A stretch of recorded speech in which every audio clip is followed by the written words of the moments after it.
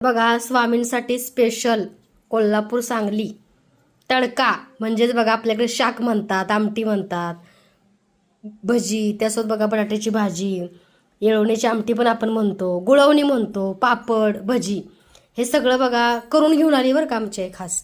स्वामींनी सांगितलं होतं ना. हो, स्वामी मग स्वप्नातून मला म्हणत होत्या आता पुरणपोळीचा नैवेद्य पाहिजे, नैवेद्य पाहिजे, तुमच्या पोरांची भरपूर प्रगती होणार आहे. आणि प्रगती बघायला सुद्धा मिळाली, स्वप्नात नव्हती ती पण झाली. मुलगी हा आज थोरला मुलगा आहे म्हणून तिने कर्तव्य बाहेर पाडलेलं आहे. आणि सगळी माझी स्वप्न पुरी माझ्या मुलगीमुळे झालेली आहेत. तर बघा आमची आई आली बरं का कोल्हापुरात. आता कोल्हापूरची भाषा तुम्हाला माहितीच आहे, कोल्हापूरकर आपण कसं बोलतो.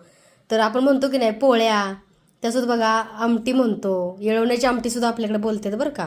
तर असं स्वप्नात आणि तिने पौर्णिमा पण अक्कलकोटच्या चालू केलं. तर एवढा सगळा स्वयंपाक कोल्हापूरवरून खासी बनवून घेऊन आली आई आमची स्वामींसाठी बरं का. स्वप्नातून स्वामींनी सांगितलं की पुरणपोळीचं नैवेद्य तिथं बनवून घेऊन ये. अक्कलकोटी स्वामी नैवेद्य ग्रहण करा, सर्वांवरती तुमची कृपा अशीच राहू द्या. तर बघा स्वामींना पुरणपोळी, कांदा भजी, त्यासोबत असा साधा नैवेद्य खूप आवडतो बरं का माऊलींना. आणि खूप दिवसापासून तिच्या स्वप्नामध्ये स्वामी यायचे, म्हणून ती आज खास एवढ्या दुरून प्रवास करून स्वामींना पुरणपोळीचा स्वयंपाक बनवून जेवण घेऊन आली आहे पुण्याला. तर स्वामी नैवेद्य ग्रहण करा. स्वामींची इच्छा असावी लागते कोणाकडून कोणती सेवा स्वीकारण्यासाठी.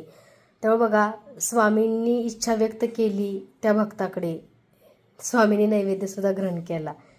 श्री स्वामी समर्थ.